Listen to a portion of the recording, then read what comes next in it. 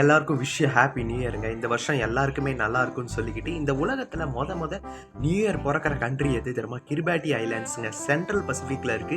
இந்தியாவுக்கும் அதுக்கும் 8.5 மணி நேரம் டைம் டிஃபரன்ஸ். இந்த உலகத்தில் லாஸ்ட்டாக நியூ இயர் பிறக்கிற கண்ட்ரி வந்து பேக்கர் ஐலாண்ட்ஸ் அண்ட் ஹவுலாண்ட் ஐலாண்ட்ஸ்னு சொல்கிறாங்க.